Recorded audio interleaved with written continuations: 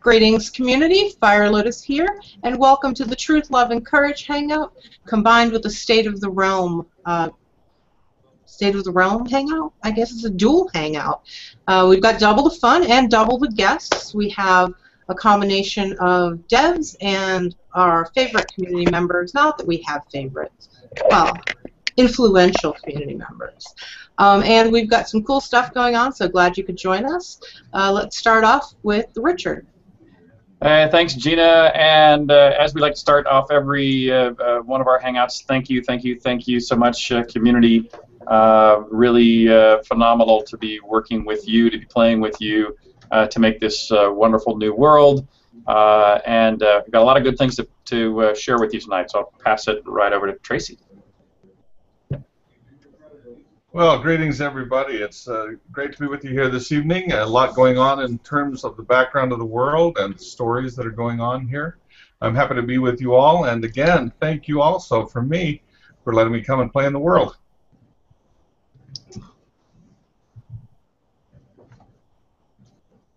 Stephen? Had my mic muted. Hey, community. How you doing? I'm Stephen Dinelli, Concept Art Lead. It's a pleasure to be here with you as always. Thank you for your gracious support. We are over a year now working on Shroud of the Avatar, and we have a game. And though Lum still likes to refer to fun as being a bug, very soon it's actually something our game is going to be all about. So I'm looking forward to it. Thanks for being here with us. Darkstar. Greetings, Avatars. As always, I would endeavor you to all embrace chaos, and thank you, and disavow yourself of those silly virtues. They're of no use to you. They are merely shackles on the path to progress and enlightenment. Unless you're on the forums, then you should embrace the virtues and Oh yeah, except for them. Except for all the other times, you should embrace the virtues. Except when I say it different. So thank you for being an amazing community and helping us make this product. Thanks, and Jenna, thank you for joining us. And want to introduce yourself? I may have to introduce Jenna. She's trying to figure out her microphone, I've learned. Jenna is actually Charm. You've heard her voice. She's one of the biggest collaborators in Poet's Circle. And yeah, as soon as she finds a mic or something of that sort, she'll say hi herself. All right, and Jared. Hi there. I'm just happy to be here. I'm a longtime fan of everything having to do with Richard Garriott and his merry band, and I'm have a variety of skills, but the only thing that really matters in this case is that I write stories and do narration. So that's which is a big part of today's topic. So glad to have you here. And Holt. I'm Holt Ironfell. I lead the Poet's Circle. We work mostly on the music for the game. So lore is really connected to that, and any kind of hints we can get always help, you know, create the right vibe for how the music's going to sound, how the world is going to sound. That is the main focus. Excellent, and I'll pass Gina there over to Chris if you want to unmute and give a quick introduction. Howdy guys, I'm just going to be on the show for just a brief moment today so I can make room for anybody else who wants to join in. I just wanted to join in and pimp my dev hangout next week. It'll be at this same bat time, same bat channel. Actually, I'm sure the channel will change. It'll be some other crazy long link that you'll have to click on. But next week I'm going to actually do something special since I think next Thursday is R6. I'm going to give you guys an opportunity to get something into R6. I'm going to be doing an on-the-fly, as requested map design hangout where you guys will help me, walk me through building a map, what stuff we want to do to it, what stuff, how we want it to look. And then here's the special part that will make you excited. I'm going to put that in R6 for you. I'll have a way for you to access that in R6. So you can go try out the map we created in an hour. I may do a tiny bit of polish afterwards, but I think an hour, that's all you need to create a AAA map, right? It'll be easy. So that'll be next week. With that, I'm going to drop and leave it to all these storytelling people, and I'm going to get back to doing some other work. Thank you, Chris. And we all think you're crazy. He told us that as he announced that to us just a few minutes ago, and we were all going like, no way, dude. He keeps insisting he can do it, so good luck next week. We all are hoping for you. However, fingers crossed for you. It'll be exciting. I'm not sure what the result will be. Star may make me hide it under a / command to get to my map to make sure that / go to really, really bad quick map that Chris made in Dev Hangout that you have to type all that to get into it. But there'll be some way to get at it. It'll be all right. We look forward to it. And over to you, Amber, please. Okay, I'm Amber Rain, as a lot of you may know the voice. Strong devotee of chaos. I'll put that, and of course the voice of Avatar's Radio. And it's amazing, and thank you for letting me be here. Excellent. Well, thank you, Amber, also for being here. And with that, I'd actually like to move on to our first order of business. And Amber, you are our first order of business, so to speak. As you know, your work with the Avatars Radio is again, one of the great community anchors for our community at large. I myself spend a fair bit of time, including today, listening to the channel myself, and we've even been talking internally about ways to create a wireless device to be able to pipe Avatar's Radio directly into the game in real time. Anyway, it's inspired a lot of the community at large. It's inspired a lot of the team to be thinking of things we can do to pump up the fun factor for all involved. And so as a thank you for that, we wanted to indoctrinate you and to make you one of the newest of the Order of the New Britannian Empire. So congratulations to you as gaining your knighthood within New Britannia. So first order of business, a fantastic piece of business. Thank you. Of course I'm muted. Wow, thank you. You're very, very welcome. And as those who who have seen us talk about these before, we are having very nice medallions made. They'll actually be here, I think, Stephen, you know the schedule. When are they going to be here, Stephen?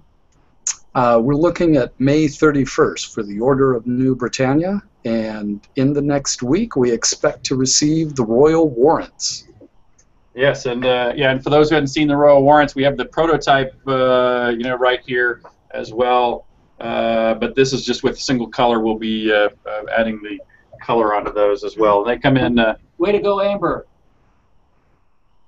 And so we'll be getting those all out to you, recipients of both the ONBEs as well as the Royal Warrants, as soon as we have them available. But also, before we move on from you, Amber, there's one more thing I need to screen share here, which is this. So this may not mean something to many, but it will mean something to you, I suspect. This is now an official item within the game. So here is the Chaos Spoon, which is one of the other reasons we needed to know a little bit more about it. And why I was asking you curiously about it the other day, this actually was built in game as a game object, or the modeling was done, actually some weeks ago. So this has been cooking for some time, but we thought that you might enjoy knowing the fact that, in fact, your Chaos Spoon has made it all the way into the game. Can I just say, oh my god, oh my god, oh my god, I'm actually crying. I'm sorry. Thank you so much. I'm so honored and humbled, and oh my god, thank you. You're very welcome. Yeah, so we thought there was a good triple thread here. That we got the spoon in, got you your ONBE, and we're going to take a run at getting Avatar's Radio in, which actually reminded me of a thing that I want to do as a call out on the end of that. So we think for hooking into the game is something that we can do that part of the work internally here relatively easily, but the part of the work that we don't have the expertise in-house, but we may have the expertise in the community, is how to capture that stream from Avatars Radio and make it available in the best possible way to Chris and the team to pipe through the wireless, clock-punky little item that we might build for broadcasting it. So this is also a call out to the community that if we already have someone in the community that is familiar with this process, it would be a great service to us to be able to find somebody who could help us make that link.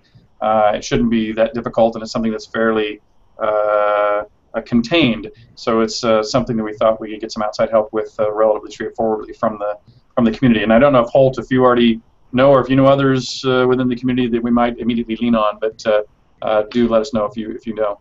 No, Amber has been in charge of it for some time, so I've kind of let her do her thing. I don't know any code. If any programmers are able to do that or think they may be able to do that, they can reach out to me at community@portalarium.com, and I'll hook you up. Actually, if I may, our PR manager for Avatars Radio, he actually is the one that coded the new website that we have. Korvash might actually have a lot of information on being able to do that. So. Perfect. So yeah, please get him in touch with Gina at first, and I'm sure she'll connect him to Chris, and we can see how close we already might be to just making that link happen. So how's that? That would be a fun way to start the night. So now, let's see. Oh, yeah, Star? Yeah, so I'm going to have to go here in a little bit because I'm not going to be able to stay for the whole hangout. But when I found out that Richard was going to be granting this, I said, of course, I had to be present if a devotee of chaos was receiving such a reward. Although, an order from someone of virtue to someone of chaos, it's of dubious value. But I understand the sentiment, of course, and with the Chaos Boon coming in, I mean, I had to be here for all that. So, just wanted to say how much we appreciate everything you do, Amber Rain, and keep up the amazing work, and we recognize and appreciate it. Thank you, my liege. Wait a minute. Wait, who are you thanking there? Wait, what? Who? What? All right. So. Let's see. So let's move on to the map next, and then on to story, and then on to the College of Arms stuff. Stephen, let me pull up. I've got a screen share. If you don't, I have one here. Pardon me as I just rearrange my screen slightly, and do a screen share of this. So for those who have not been piecing the puzzle pieces together on their own, here is the all but 4 of the tiles of Novia that have all now been shipped out with the most modern interpretation of the names of cities and locations and things of that nature on it. So Stephen, why don't you just describe your work and what's left and your kind of status on this, and then Tracy and I will tell some stories about it. All right. Well, we've got 4 pieces left, and with that, we have the island of Novia, which is pretty extensive. And so what we've been doing, as you know, over the last months, we've been proving out all our techniques and everything that we're going to be doing for creating the game. So before we get to Novia, we actually started with the Hidden Veil, and we did a pass on the Hidden Veil that kind of incorporates that paper map-like feel. And we have... Do you have a version of that, by the way, that you can show also your work in progress on your 3D Hidden Veil? I do. I'm actually going to bring that up right now. I'm going to go ahead and screen share so everyone can see it. And here we have the island of the Hidden Veil, and this is actually a massive 3D terrain. I've been working with Chris Spears as Chris figures out the technology and I do what I can to try and make it look pretty. I want you to know that this is very much a early rough, but you can see that we've got mountains, we've got hills, desert, swamp area. What parts of the map will go off will actually, there'll be an ocean and a coastline, and you can see the deeper areas of the island. And let's see if I can zoom in here closely. I don't think I'm going to be able to. But for it's those probably of worth you pointing out that this is, I think we've, Star, you already announced that we're kind of changing our map technology yet again. Yes. And so that's what you're seeing here, is you're seeing now the very high resolution, very detailed outdoor map strategy that Chris and Stephen and I'm not even sure who else in the company's helping them on this, are putting together. So I think people should be pretty happy with this one. It's going to be very, very, very detailed, very, very rich. Yep. We're in the process of, well, actually getting everything to work, but hopefully you'll be able to see the differentiation in color, where the darker green indicates the forests, the tan, the hills, and then the gray are the mountains. And this is just what's called a splat map. And this is the big overview of where the different detailed textures get plugged in. So the next time we'll be showing this will actually have all the terrain materials in there. So the grass is going to look like grass. We'll have forests populating the areas. All the water is going to look like water. It's going to be actually really, really sweet. So I'm looking forward to it. Excellent, excellent, excellent. Okay, and let's see. Going back to the big map of Novia, I know when we first started releasing pieces, all the details weren't in there. Tracy and myself, we've added a number of towns and points of interest and moved a few things, renamed some rivers, added names here and there.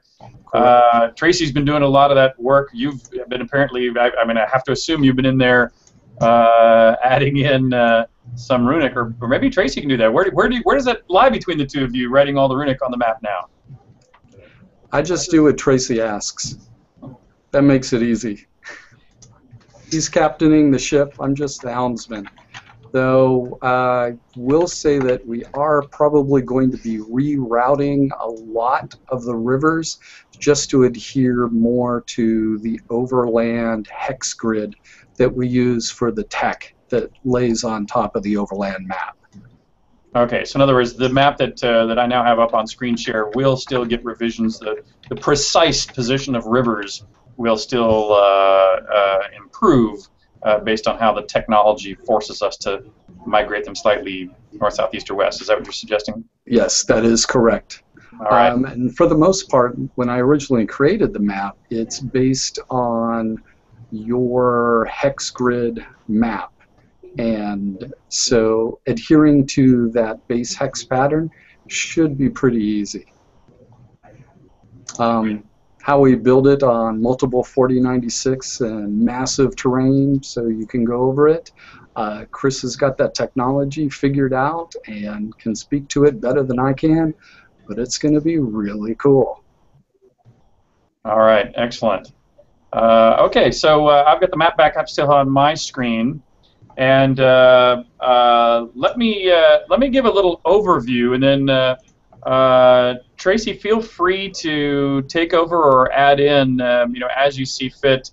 But the kind of the rough pass that I'd like to point out to people is that, as is common with Ultimas, compared to a lot of other MMOs which are level gated, so everyone starts in a newbie zone and then slowly moves to higher and higher level zones.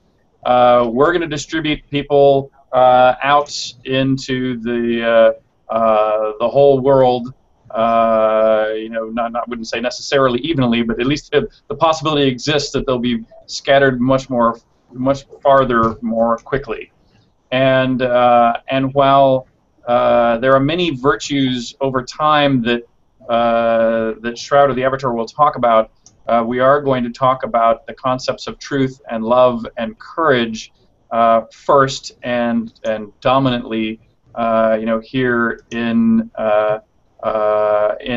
this map. And if you see the way the world, if you can see well enough to see the mountain ranges of this land, you will see that in some cases the mountain ranges continue from one side to another side of the continent, basically interrupting the easy flow of people and goods across the continent here.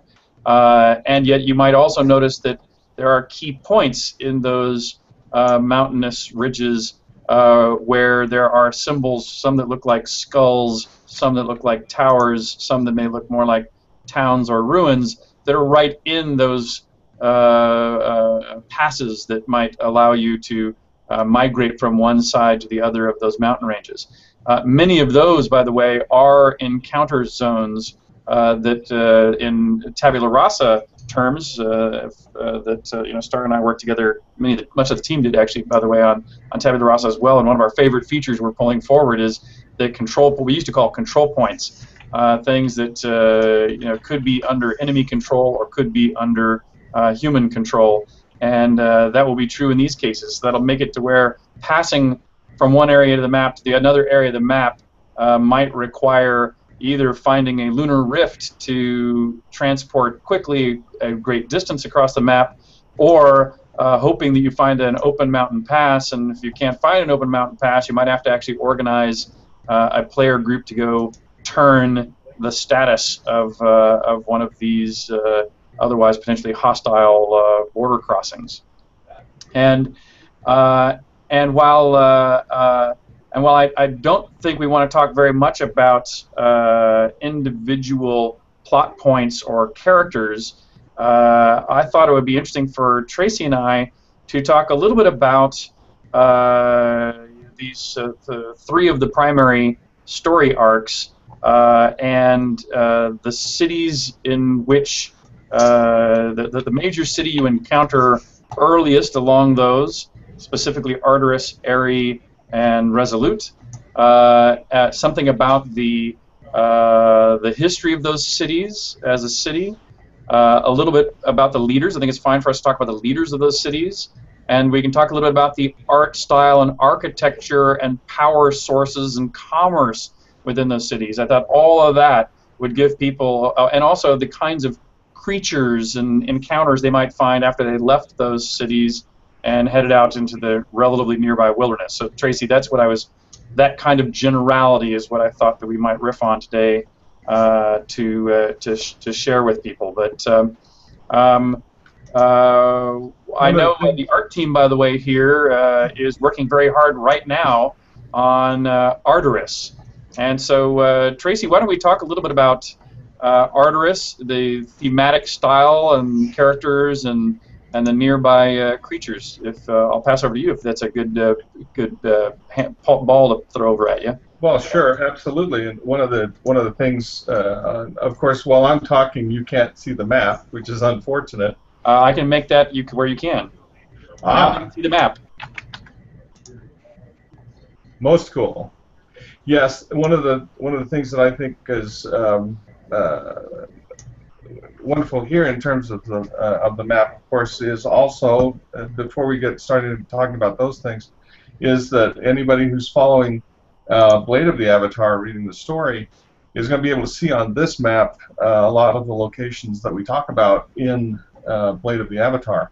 And I noticed, by the way, they can see my mouse. It appears to be on the broadcast also. So if you'd like to walk us even through Blade of the Avatar to date, I can kind of move the mouse around to indicate those areas, and then you can go on to Arteris after that if that's what you'd like to do. Well, the basic walkthrough actually for our story so far in Blade of the Avatar, it starts in Midras, which is just down here in this Midmare region. I've got the mouse there. Yeah, and we find it actually in the world of the game, of course, is a ruin, and an amazing place to visit. Oh, I probably shouldn't tell people that. But you know, Mithras is where the story starts and carries up actually above the lava rift and through the fortress pass up here, and then the rest of the story.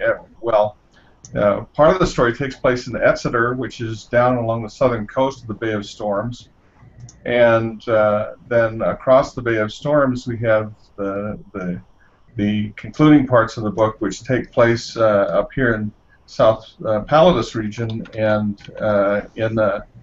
particularly in Opalis, which again in the book is a living and thriving, amazing place, and in the time of gameplay will have long passed into the past. So one of the great things about the game for me is to be able to visit places in the novel as they have changed and evolved over the centuries, and have that wonderful sense of history over time.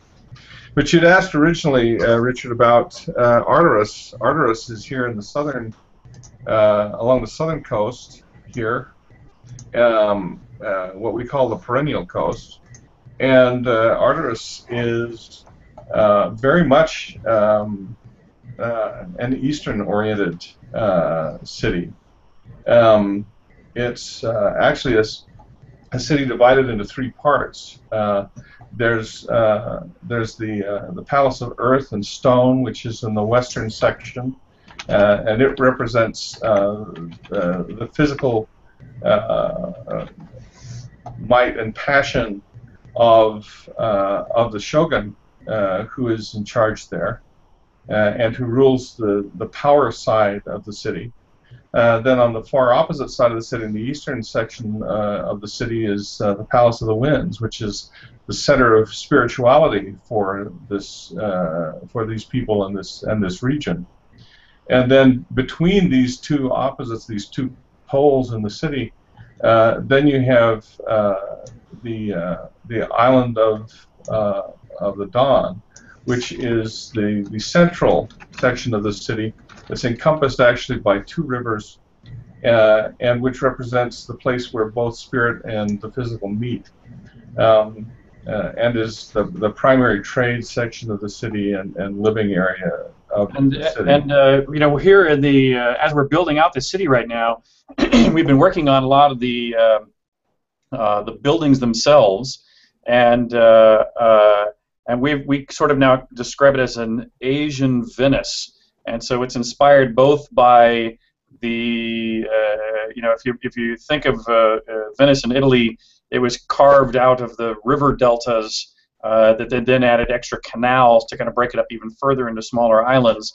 So it's a Venice in that sense, but this is in an area of the world that we have a lot of Asian influence in its terminology, even when you mentioned the shogun, for example, but also we're doing blue tile curved roof lines and other things. But when you see these, and I don't think any of those have been shown yet publicly, but when you see those buildings, they're not explicitly Asian or not trying to adopt Earth directly.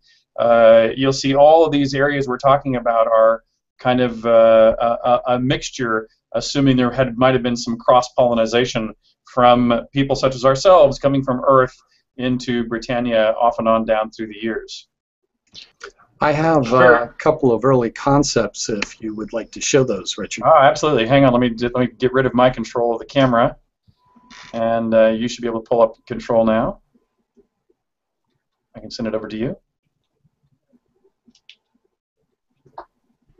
For music, Tracy, I wanted to ask you, did you maybe think that the Earthstone Palace and the Palace of the Winds had a similar but different feel musically? Have you thought of any of that? I think that in terms of the Palace of Earth and Stone, that deals very much in terms of the military might and physical strength and physical passion. And so the themes I think that we are going to be developing in that area are going to be more on the powerful and militaristic side. The shogun is very much a military leader and protector of the people with the strength of arms. The Palace of the Wind and the Palace of Earth and Stone, the shogun, his name is Saranto, and he is the military leader, the shogun of the region. The Eastern Palace, the Palace of the Winds, is the province of the priestess, and the priestess Siri. And Siri is more oriented to the spiritual qualities and the softer qualities and the more introspective qualities as opposed to the shogun. Traditionally in the city, the shogun and the priestess are man and wife. It's been an ongoing tradition for generations and centuries, really, here. Although that can provide certain problems in terms of the rulership of the region. So, but in terms of the music and the feel, the Western areas seem to be more militaristic and more martial in their feel, while the Eastern the Eastern Palace has more of a spiritual and gentler and flowing feel to it. I think musically.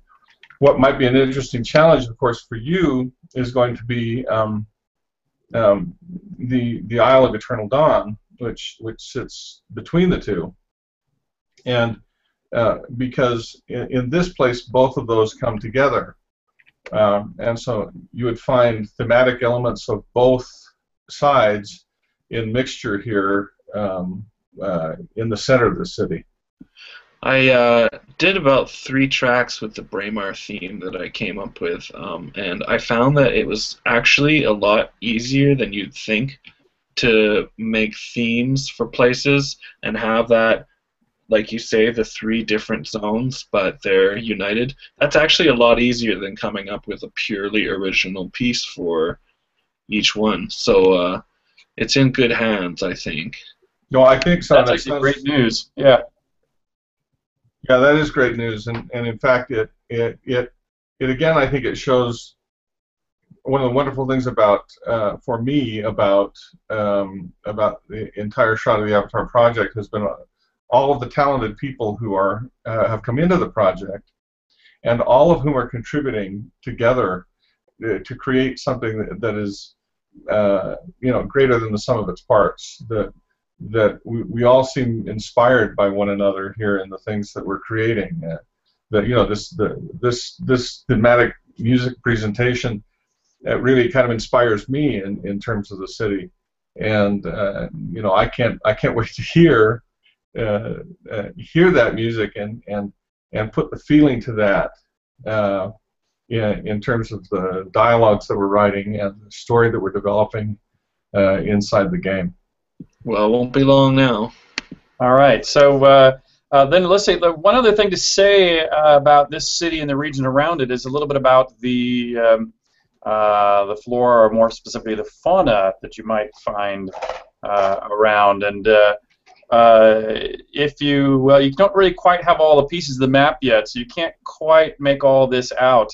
But suffice to say that this story will deal a lot with the undead, and so you may have already seen the pantheon of skeletons that we've created, and that's one of the reasons we started there. There's we have skeleton fighters and mages and ranged bowmen and things of this nature. We have a wide variety of armor on skeletons because we've already seen the liches that we've been working on. I think we now have at least 3 variations on those liches. And that was all really to prepare for this story, which spends, not only a good amount of time on the surface, but a good amount of time, underground, dealing with the undead. But let's do one more thing, Tracy, before we.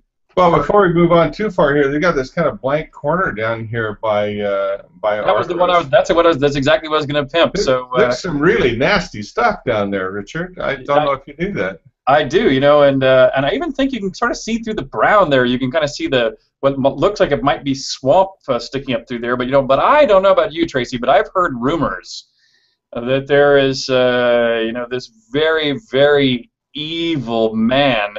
Unlike Lord British, which uses a silver snake, there is this evil man that uses 3 kind of glowing green snakes that kind of reach out in all directions.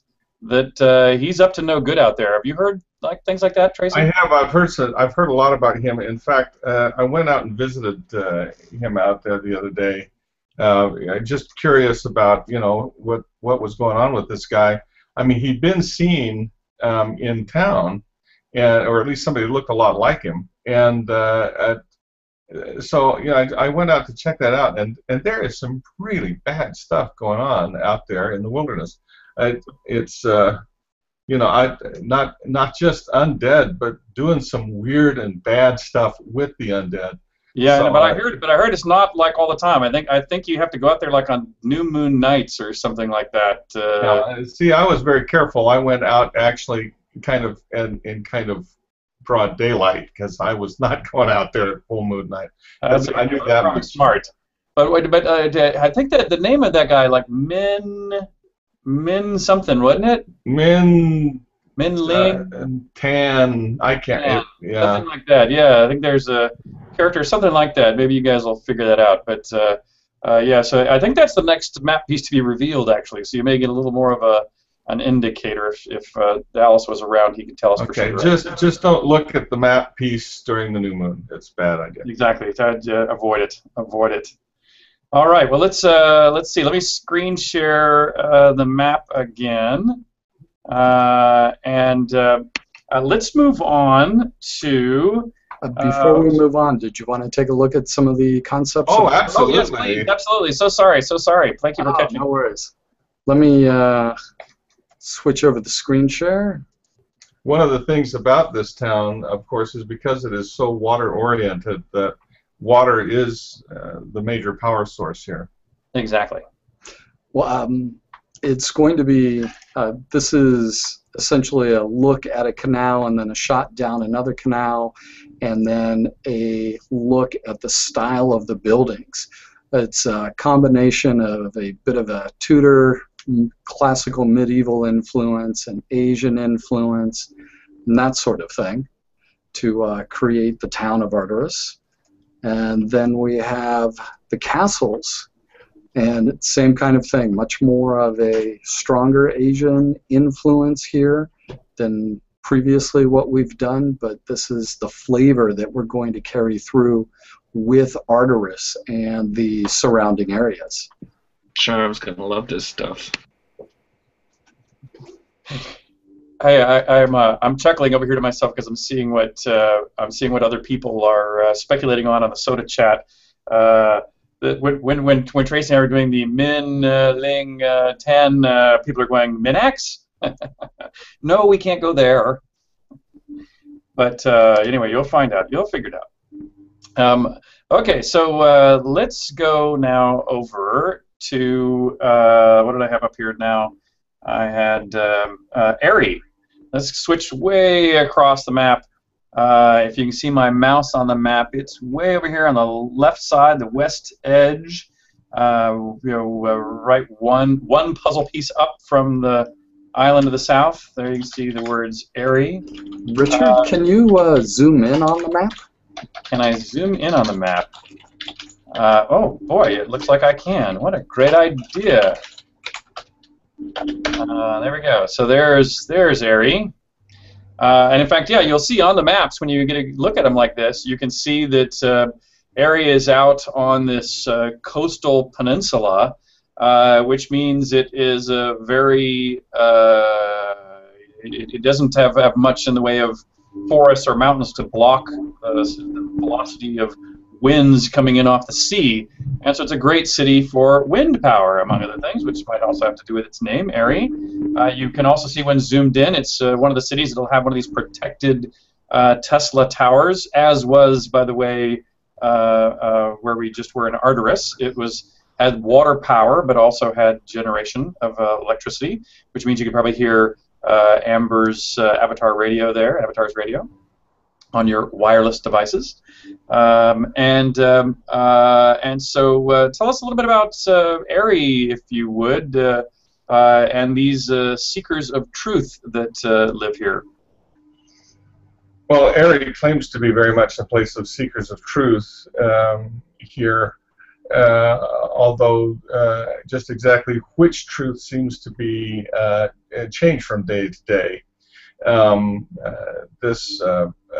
There are a lot of guild people here, a lot of craftsmen who are here, all of whom are doing a lot of research in terms of advanced craft.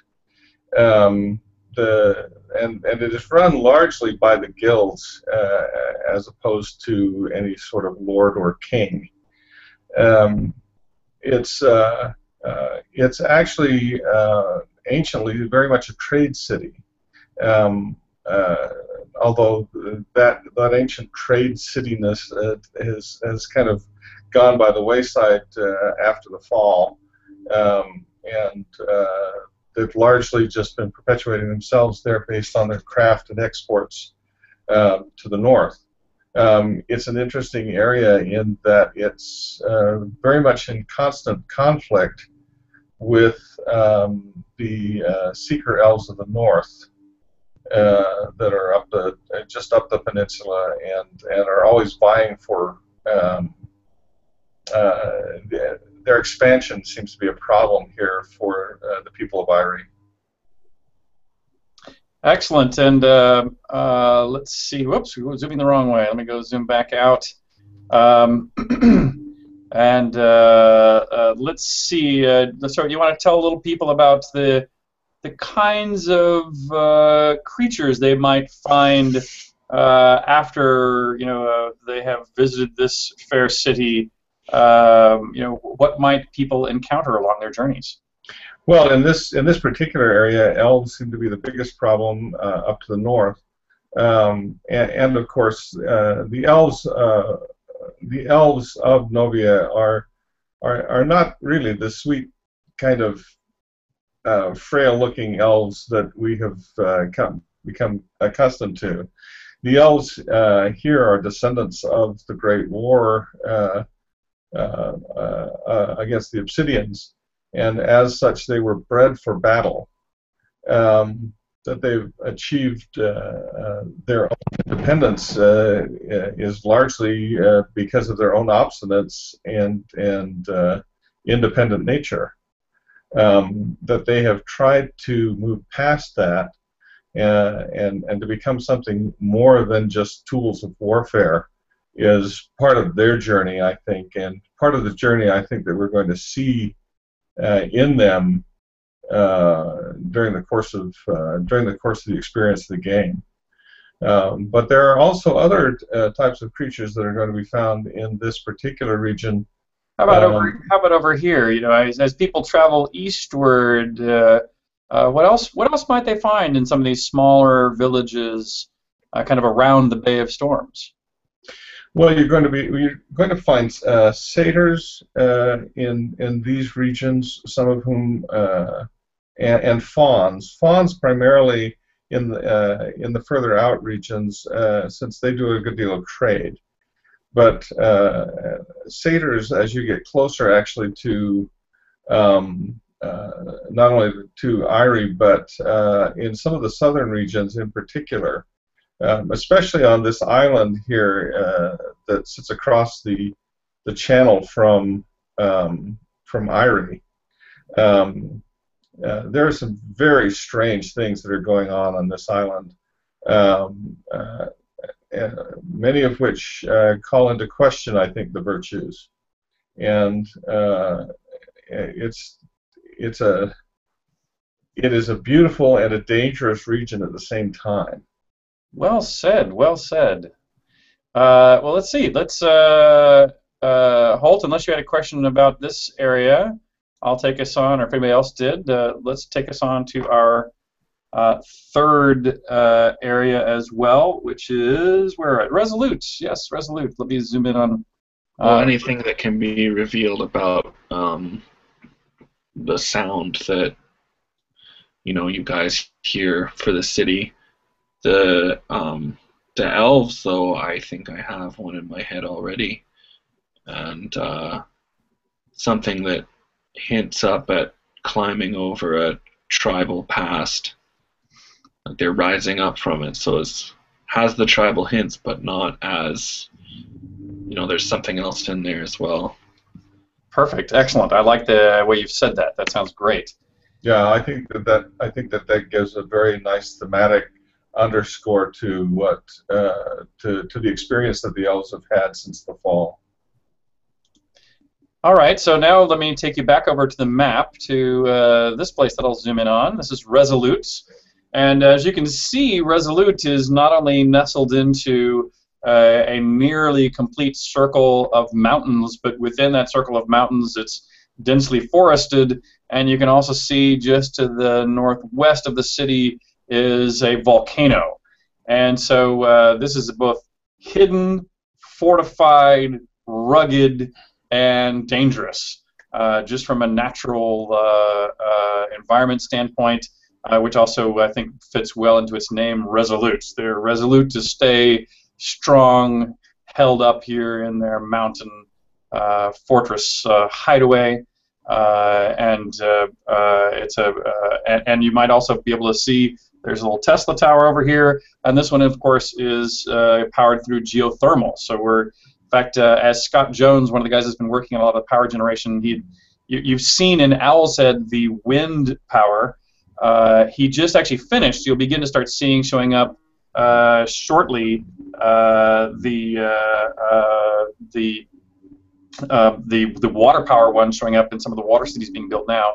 And Scott is just starting to work on both concept and implementation of the geothermal power. But this is one of the first big cities that'll take place in.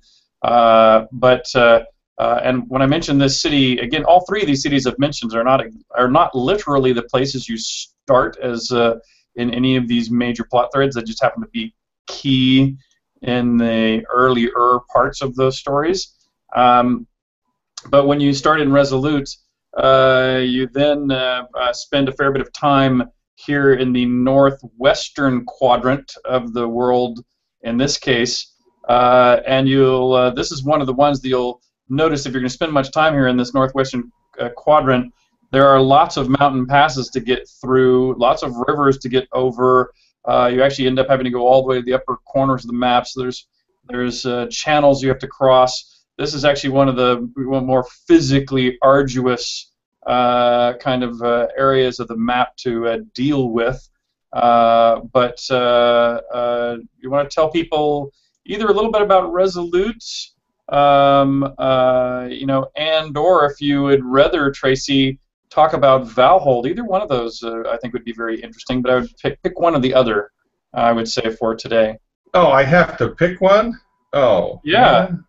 Yeah, one, just one. Well, I just for the sake of being nice, I'm going to talk about Resolute.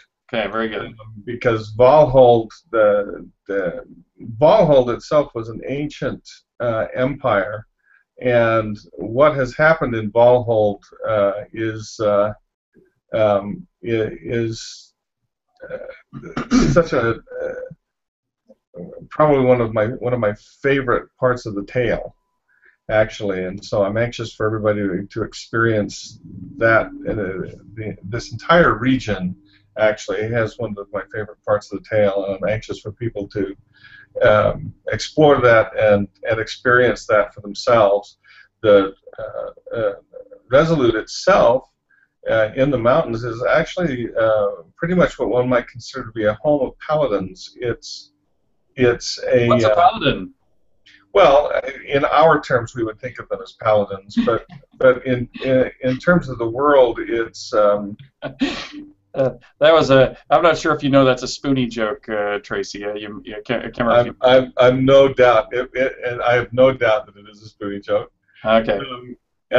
This is a place where there are warriors who try to uphold the ancient virtues, although their understanding of the ancient virtues, as with most of the world, has largely been lost since the fall. and so they strive to establish the virtues as they understand them and as they know them. I think that to a great extent the people of Resolute may have a more difficult time with avatars than other places, simply because they have their own set notions of what avatars are or should be, as opposed to maybe the reality of them. And what do you think people will find as they travel this northwestern quadrant of Novia? Well, much of Novia, of course, is affected by its past, and that past largely has been affected by the Obsidian Wars of that took place in their history, and a side effect of those wars was the proliferation of these many different races across the face of Novia. In this particular region, probably the biggest problem that this region faces is that of kobolds. And for those of us who played a lot of D&D down through the years, kobolds were hardly a threat. I mean, if you saw a troop of kobolds, then you just waded into them and spent your time mowing them down, because they really weren't much of a threat, and even in great numbers, it was a relatively minor sort of an encounter. These are not your D&D kobolds. The kobolds here are actually taken more from history and mythology than from any game. These kobolds are extremely powerful, extremely intelligent, although their society is very different than our own, and their way of thinking is very different than our own. They're extremely dangerous and difficult to deal with, simply because communication with them is so hard. Not that they don't understand the words or that the language is a barrier, but their societal structure just argues against many of the things that we would take for granted. They are a powerful and formidable enemy whenever they're encountered. And it's also worth pointing out that fictionally, compared to previous worlds that Lord British has been a part of, while they've been fairly strictly medieval, we have included things like cannons and other things that were obviously a bit anachronistic. And in this case, you've already seen some other anachronistic things we're bringing in. In the case we have power and these Tesla-like lunar towers and protective barriers and other things we'll be introducing. And we've even talked about the wirelesses for listening to Avatars radio, things like that. But the kobolds in our case are not only worthy opponents, they also have to be particularly clever. And so a lot of this technology we're talking about has been invented or brought forth by the kobolds. The humans are leaning a bit on a lot of the foundations that the kobolds have brought to bear. Okay, well that covers our truth, love, courage pretty well. And what I wanted to do here in our last few minutes was give some thoughts that might be of use to the College of Arms. And in particular, I know that later this evening, I think tonight. Am I right, Gina, that tonight is when they're going to be talking about their contest that they're going to run? Yes, I was actually hoping we could give them a bit of a shout out because they just posted it on the forums. Excellent, perfect. Well, then my timing is good. And but we thought that we'd give them a little area to talk about that they're going to put a community challenge out to help create a set of arms. So they needed a little bit of a fictional backdrop for an area, and we thought this one would be particularly fun. So let me screen share the map again here with everybody. This area right here in kind of the northeast of the map is a place we call Port Graf, which is this one right here. By the way, you may also notice on this is this one. It says for those of you who haven't learned their runic yet, shame on you. But this says to the Hidden Vale. So we now know that right off this area is where the Hidden Vale's Latin longs will show up. For those who are asking in the Soda chat about that, and you'll also notice. Just to the upper right of the last tile that we've given you all, this last puzzle piece, is a mine entrance. And those are the Graf mines. And so Port Graf is one that I'm particularly fond of. And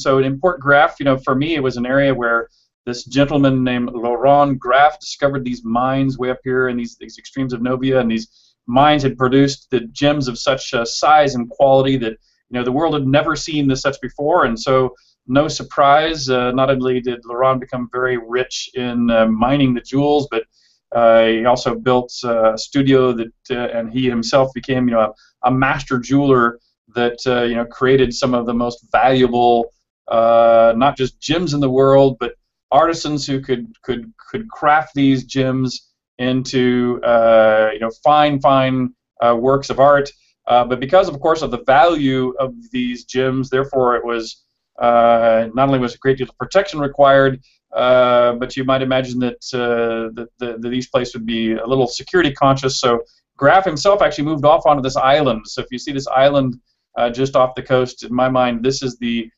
place where Graf himself lives and where the studio to make those weapons, armor, and jewels, probably magic items of the highest quality, are actually made on this island. They're transported by boat back here to the port, and so this port ends up being a place where gems and equipment are run north and south to the mines.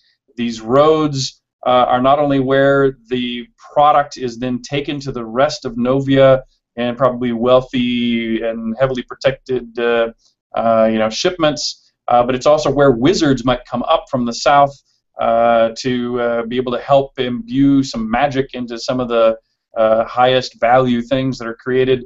And so I think this is while it's not physically the largest, it's actually a relatively small community because it's so focused on one activity. But the fact that it had such, you know, singular purpose and singular wealth, I thought this would make a very interesting one to start on for the community. And if Tracy, if you'd like to add anything into that description, feel free, and we'll see if we have any questions also from anybody that's from that community. I really think, Richard, that having told everybody that that's where the gems are, they need no further incentive from me. Yeah, well, that's a good point. Good point. So I guess yeah, I guess I've now told people where to go for treasure and danger. You know, a little bit of both. And definitely check out the Coat of Arms contest. It's listed on the forums in the Coat of Arms sub-forum, and there's some really great prizes, and it's a really cool idea. I'm very excited. Richard and I will be getting to guest judge, and so that's exciting too. So check it out. And I see the chat channel is going like, well, why would they ship some stuff by boat? And of course they can. You know, if I go back to screen share again, you'll see we actually have these little boat routes, shipping routes already marked on the map, and you can see that shipping route takes you right over here to Britannia, which not only is the capital city here of Novia, but even has a collection of sub-cities, you know, little towns and villages nestled around it. So this is actually the largest inhabited point, you know, in Novia. So that actually takes. We've just hit our 1 hour mark. You know, I'll let everybody make some final comments here too, but let me make mine, and I'll make mine first. And Gina, why don't you do it last and take us on out? But I would like to say thank you all so much for coming and joining us. Thank you so much for your support of our team and our project and being a part of this amazing community. I was going to mention Star's line, but since he's still here with us, I'll let Star give our fine print that we now feel obligated to do with every hangout. So I'll just say thanks. Hope you enjoyed it. I actually I was excited about this one. I think we gave out a lot of good fun information, and especially thank you to you, Tracy, for joining us on this.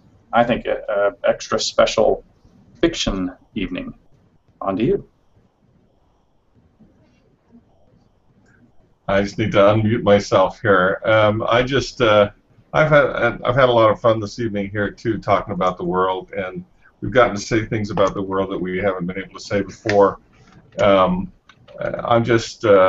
having a wonderful time here now, and Richard and I and so many of us have been working now on the dialogues and the storylines for the game. We're really getting down to it now. And starting to put words in characters' mouths, and all of that is just fun and exciting. We can't wait to have everybody come in and join us here in the world. The biggest problem, of course, is we just want to tell you everything. But where's the fun in that? So thanks for coming, and we look forward to seeing you in the world.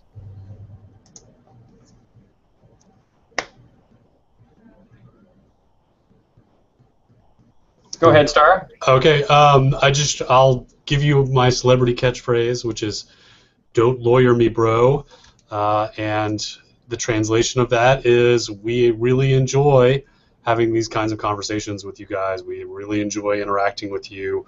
We really enjoy having you look at the product and look at our ideas very, very early, much earlier in development than most people get to participate. We really enjoy this process. However, we don't enjoy when we are quoted from these kinds of hangouts and these discussions as if they are the absolute truth come down from the mountain. So please, please don't lawyer us, bro. You guys are an amazing community, and we are well on track to make the greatest crowd-funded, crowd-shared, crowd-sourced RPG of all time. So thank you very much. And Starry Stephen, you might have blinked off. Yeah, out of what Star said. What did I blink off? I went from Tracy to Star because for at least at that moment you weren't on my screen. But yeah, let's go on across to Jared. Any final thoughts? Oh my, that was really interesting. I really enjoyed having an in-depth glance at that kind of stuff ahead of time, and I really appreciate it. And whatever you guys need as far as I don't know if you guys are going to do narration, or I remember hearing about maybe there being someone who gets up on a stage in a bar somewhere or in a pub somewhere and speaks lines or something like that. Now that I'm a member of the Poet Circle, if you go through those guys, I can do all of that stuff for you. Well, let me comment to that actually, Jared, because I have heard a couple of pieces that Holt has done, but they were 30 minutes long, if my memory serves.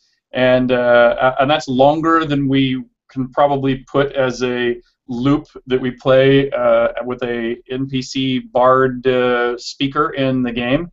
And so yes, if we get fictional snippets written by the Poet Circle or anyone really, and get those recordings down to something that are 1 to 3 minutes in duration, shorter the better, I think. Because don't forget, we're talking about modern Americans who have pretty darn short attention spans, and so something very succinct. If we can get even some test samples, would be great for us to then play with and decide whether to loop them on a wireless like Avatar's radio, or put an NPC in the pubs where we often have music playing. They can actually speak those lines live. So it'd be great to even get some examples. Well, I'll get you the first tale, Lord British's Lucky Coin. Very short, very. Not sure if it's a lucky coin or a magic coin, but very short tale about, I don't know, kind of inspired by that Spoonie thing you did where you gave him 1 coin. I wanted to put a twist on that 1 coin not being what you think it is. And Jared actually approached me about my stories to re-narrate them. His narration voice and his character acting is really excellent, and So there, if you want to listen to the stories, actually, I've put them on SoundCloud.com/PoetCircle. There's a playlist of the 4 out of the 6 that I intend to produce, and they're just backstory. They're really good examples of, like, if you want to write stuff about your own character before they came through the Moongate, I really encourage you to do that, because backstory is a lot of fun to write.